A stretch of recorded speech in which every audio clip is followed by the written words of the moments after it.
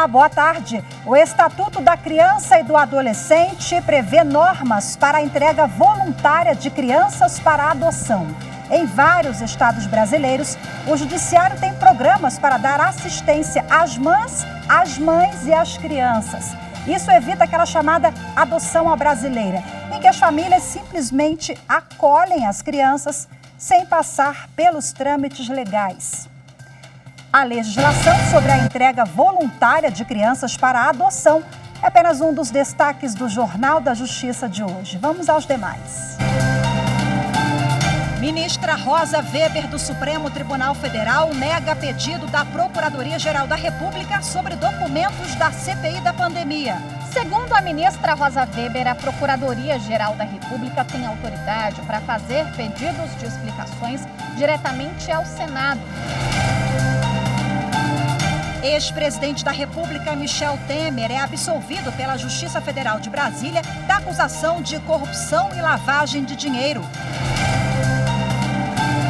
E ainda, ministro Alexandre de Moraes, do STF, nega pedido para anular condenação a grupo que usava falsa moeda virtual para aplicar golpes. O ministro Alexandre de Moraes manteve a condenação imposta pelo Tribunal de Justiça do Distrito Federal ao grupo formado por 13 pessoas.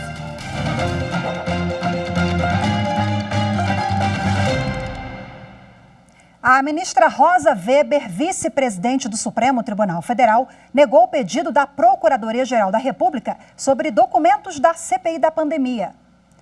A PGR pediu que o Supremo determinasse ao Senado que explique a cadeia de custódia das provas apresentadas pela comissão para sugerir o indiciamento de autoridades. Entre elas, o presidente Jair Bolsonaro, o ministro da Saúde, Marcelo Queiroga, o ex-ministro Eduardo Pazuello e o ex-secretário executivo da pasta, Élcio Franco.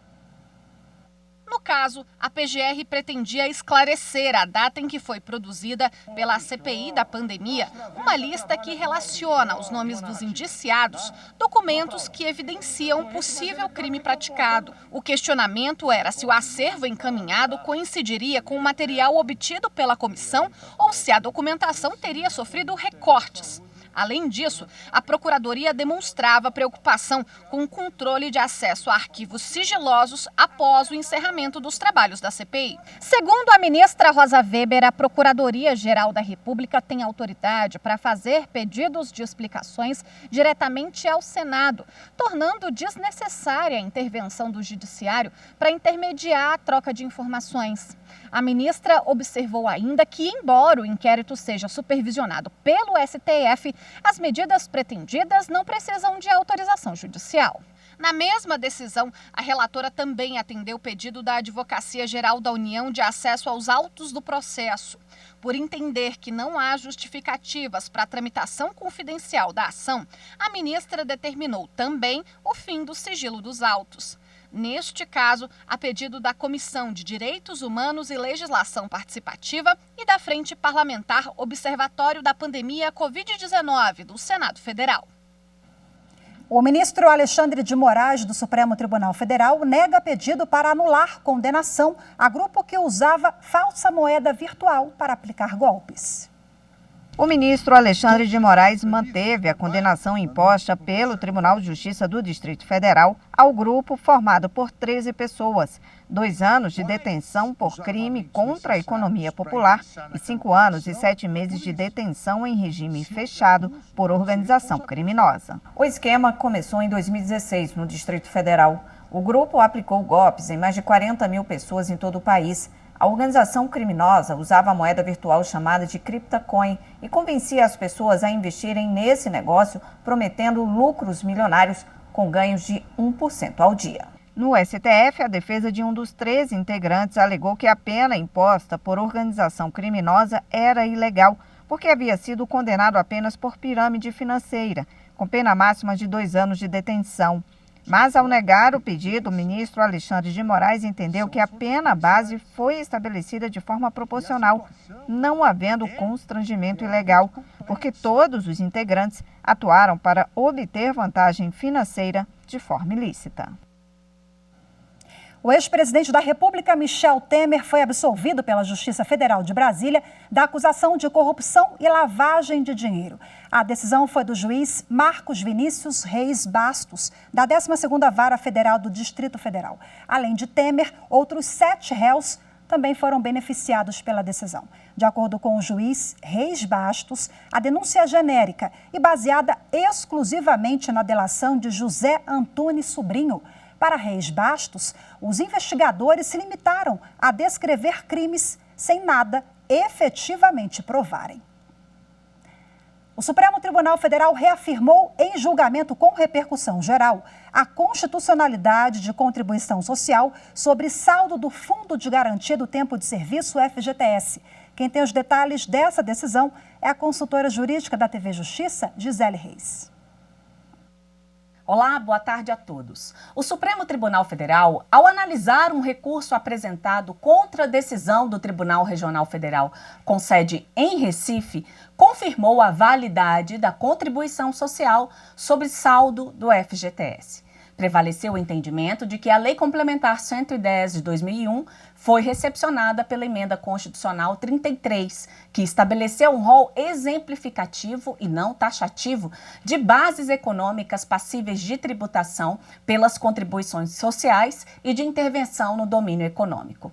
No voto, que foi acompanhado pela maioria, o presidente do STF, ministro Luiz Fux, fez questão de destacar a relevância econômica e social da causa, uma vez que os recursos arrecadados por mais de 10 anos foram destinados ao Fundo de Garantia do Tempo de Serviço, que tem entre as suas finalidades a proteção financeira dos trabalhadores, em especial quando demitidos sem justa causa. A análise se deu no plenário virtual. Como o STF já havia declarado a constitucionalidade da contribuição social no julgamento de ações diretas de inconstitucionalidade, houve, na verdade, uma reafirmação da jurisprudência do Supremo.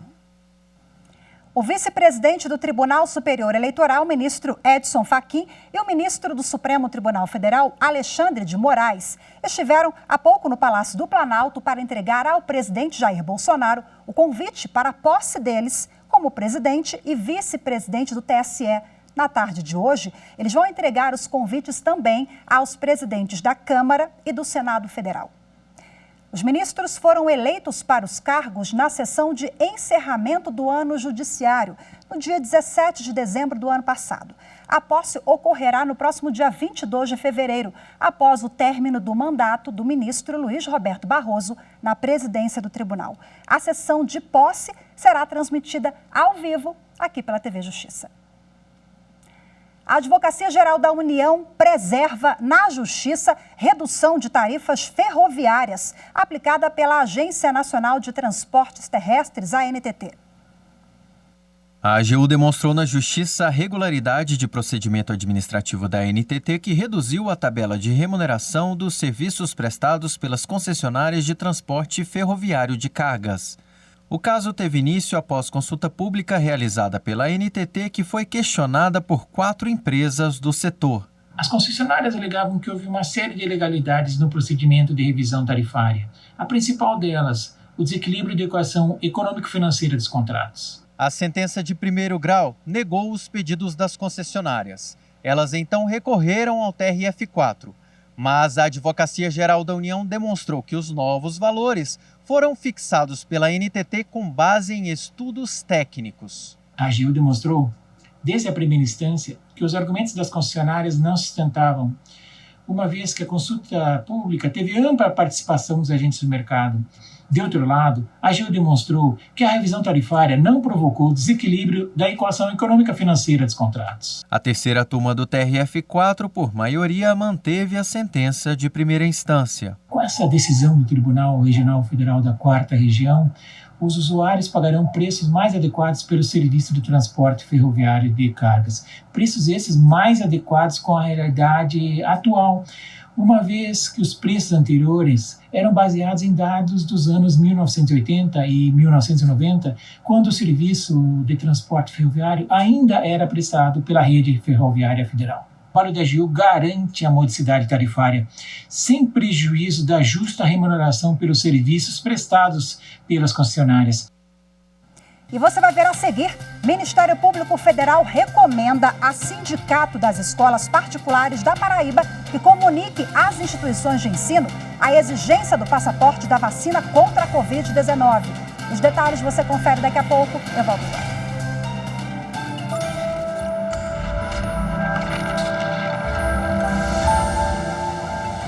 A Constituição desempenha um papel central na democracia e na proteção dos direitos dos cidadãos, além de limitar os poderes dos governantes. A Constituição visa transformar a realidade social através de suas normas.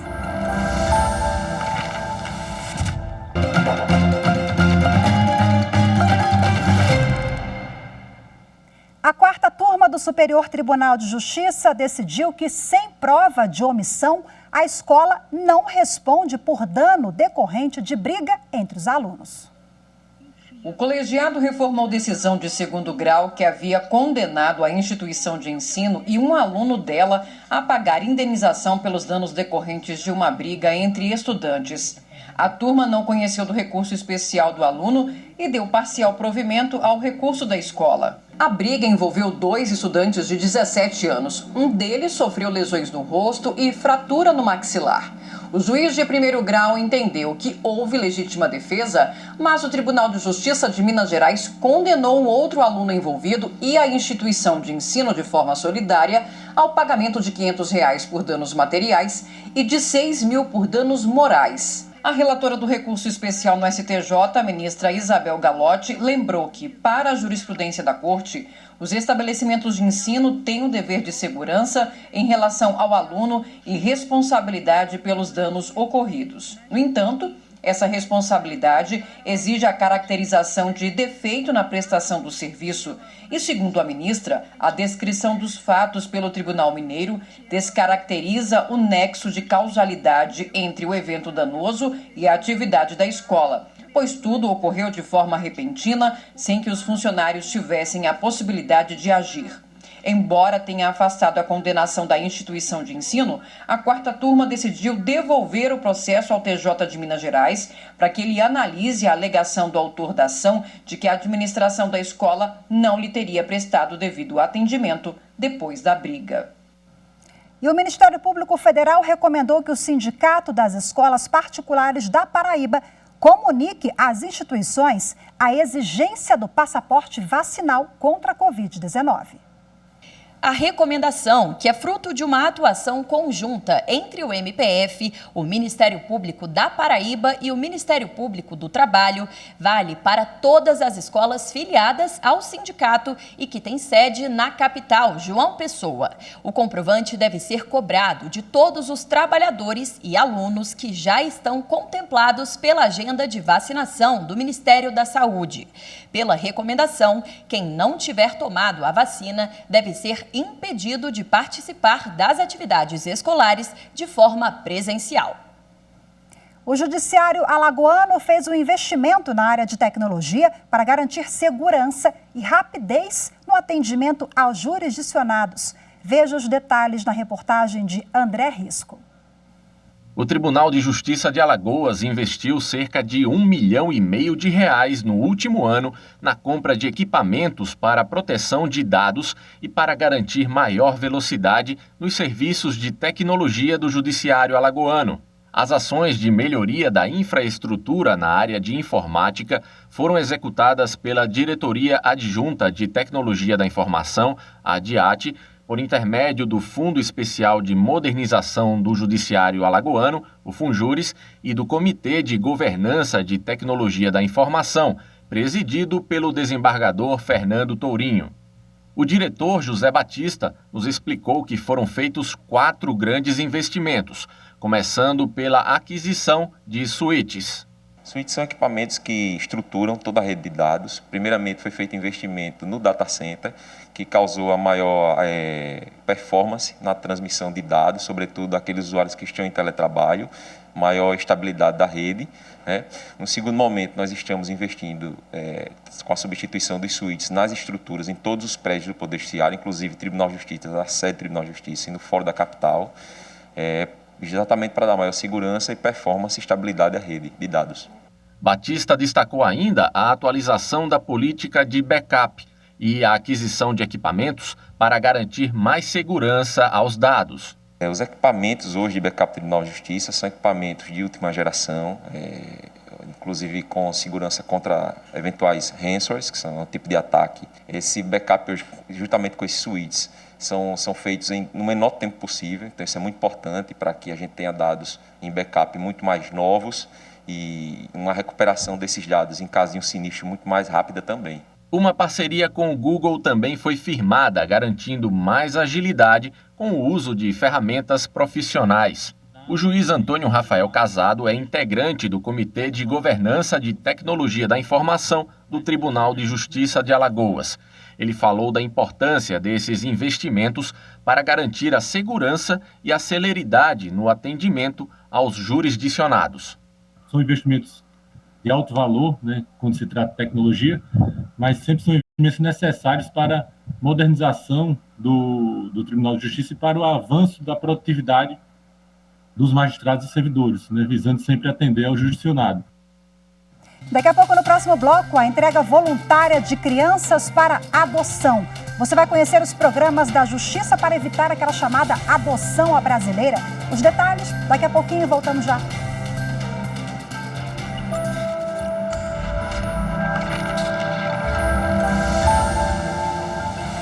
A Constituição, lei máxima de uma nação, é o pilar de organização política e social do nosso país, pois estabelece o funcionamento do governo e também os limites da sua atuação, definindo ainda direitos e deveres dos cidadãos.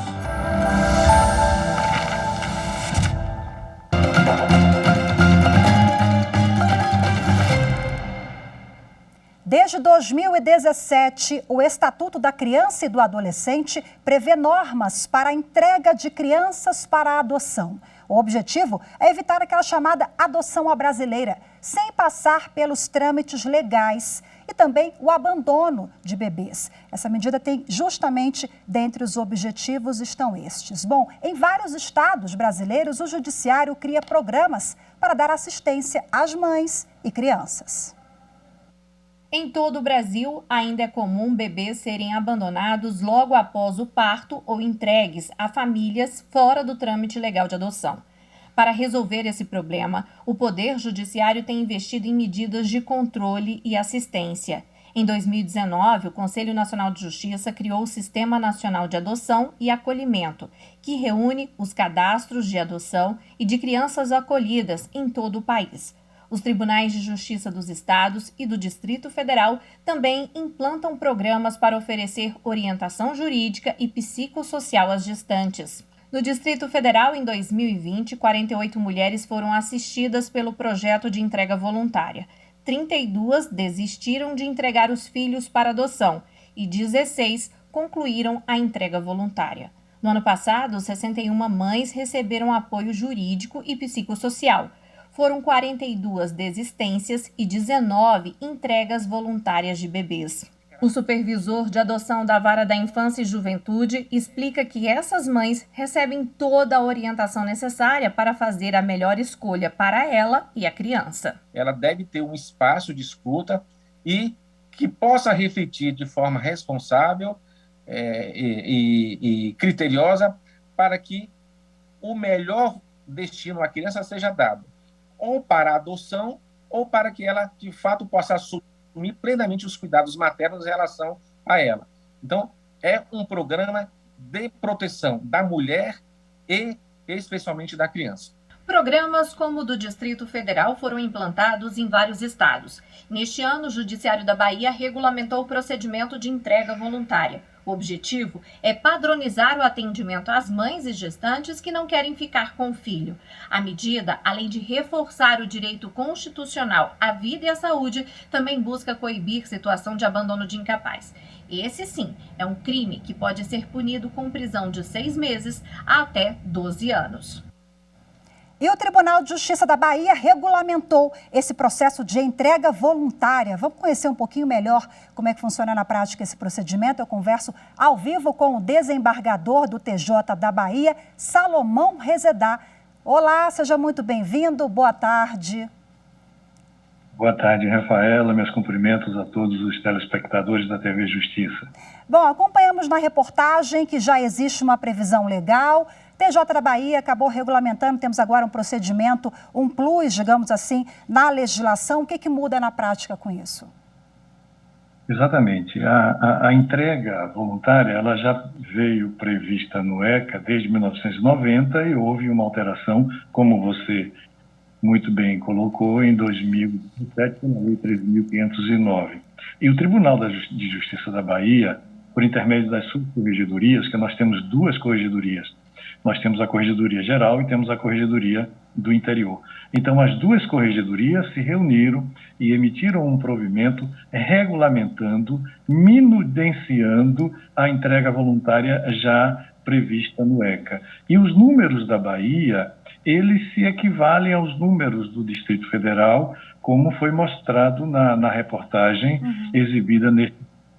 Vale ressaltar que esta medida ela não se dirige apenas para a mãe, mas também para a gestante, para que ela possa ter a consciência do destino que vai dar a seu filho, ficar com a criança, entregar para a família extensa ou para a família substituta, por intermédio da adoção, da guarda ou da tutela. E parece que esse procedimento também estabelece que os profissionais de saúde deverão fazer essa ponte ali, comunicar aos servidores da justiça, enfim, procurar apoio para essa mulher que deseja entregar o filho. E aí, desembargador, parece que essa vontade pode ser expressada já no hospital público ou particular, é isso? Sim, também. Mas mesmo durante a gestação, a mãe pode procurar a Justiça da Infância e receber o Poder Judiciário, junto com as unidades de atendimento médico, todas as condições para verificação da condição de ficar ou não com o seu filho, com a cria. Porque o direito maior da criança, consagrado a nível constitucional, e está escrito lá no artigo 227 da nossa Carta Magna, é a convivência na família biológica. Na família substituta é uma exceção. Então, o ECA já estabelece, no parágrafo 1º do artigo 13, a obrigação do médico, do dirigente, dos responsáveis pelos estabelecimentos de atendimento à saúde da mãe ou da gestante, que a encaminhe, no caso da manifestação de vontade para a entrega do filho à justiça. E vale ressaltar que o artigo 258-C do nosso Estatuto culmina uma pena de multa que vai de R$ 1.000 a R$ 3.000 para o médico, o dirigente ou diretor do estabelecimento de saúde, e assim não procede, deixa de encaminhar a mãe ou a gestante para a Justiça da Infância. Bom, infelizmente, casos de abandono de bebês ainda são comuns em todo o Brasil. Eu tenho certeza que na Bahia também, infelizmente, eles ocorrem bastante, né? Que pena. Isso atribui também. É claro que cada caso é um caso, são várias questões envolvidas, mas falta conhecimento também dessa possibilidade da entrega voluntária? Exatamente. Falta a conscientização, falta a publicização, como o Tribunal da Bahia está fazendo neste momento com esse provimento ao qual eu fiz referência minutos atrás. É preciso que a sociedade, é preciso que as mães, que as gestantes e os pais, de forma geral, se conscientizem, tomem ciência de que a entrega voluntária não é crime. Porque muitas mães evitam procurar a justiça e entregam seus filhos às pessoas despreparadas com receio de comparecer à justiça, pensando que, em assim fazendo, estará cometendo um crime, quando não há crime nenhum. É um procedimento acobertado por lei, previsto no artigo 19A do nosso Estatuto da Criança e do Adolescente, e a mãe ou a gestante que nos ouve deve procurar a justiça, porque aí sim será assegurado um futuro ditoso para o seu filho, que poderá vir a ser entregue a pessoas ou famílias estudadas, cadastradas e que precisam efetivamente de um filho por intermédio da adoção. Desembargador Salomão Rezedá, lá do TJ da Bahia, muito obrigada pela participação conosco aqui, viu? Dado o recado, excelente reflexão para a gente terminar a edição do Jornal de hoje. Boa tarde para o senhor, até a próxima. Muito obrigado, nós da Bahia que agradecemos, e eu deixo apenas uma reflexão. Alguém já disse que que o nascimento é um ato da natureza e a adoção é um ato de Deus. Boa tarde. Excelente. Boa tarde mais uma vez. Muito obrigada. E muito boa tarde para você também que nos acompanhou em mais uma edição. Hoje eu fico por aqui, lembrando que amanhã temos um encontro marcado ao 12h30. Eu te espero. Até lá. Tchau, tchau.